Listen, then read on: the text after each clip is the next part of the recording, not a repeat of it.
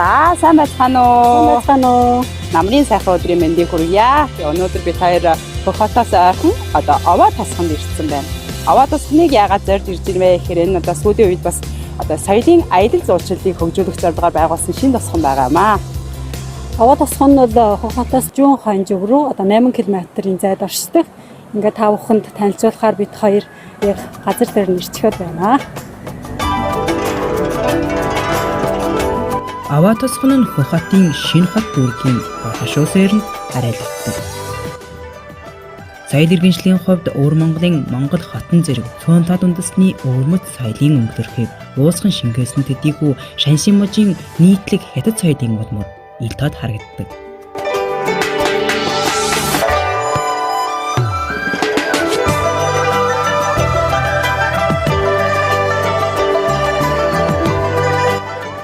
Ардын зан үйл уламжлалт соёлыг бүлгэн үзүүлдэг газраар явж үзлээ.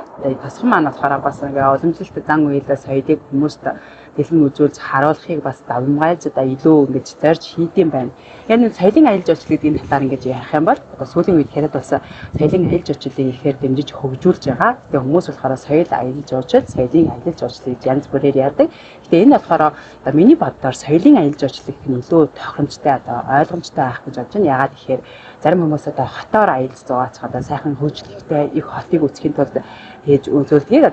Хотын аялал жуулчлал гэдэг. Гэхдээ байгалийн сайхан үзмж байгалийн төрхийг харах зорилгоор явдаг аялал жуулчлал болохоор бас байгалийн аялал жуулчлал гэдэг шиг энэ болохоор бол соёлыг хүмүүст илүү дэлгэн үзүүлэхийг зорж хийдэг учраас соёлын аялал жуулчлал гэх нь илүү тохиромжтой хаа гэж бодож байна.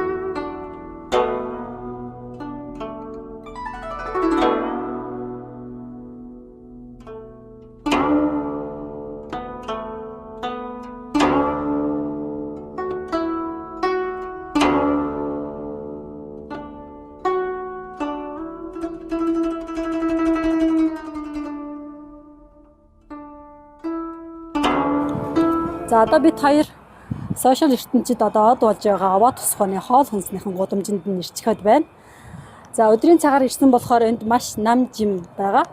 Өндөн бол орой сүмбэл бүр өөр ертөнч болдог. Хотын залуус энд ирж найд нөхдөөтэйгээ аялан зугаалж хоол хүнснээс намсаж алзаал чилээгэн тайлдгаа.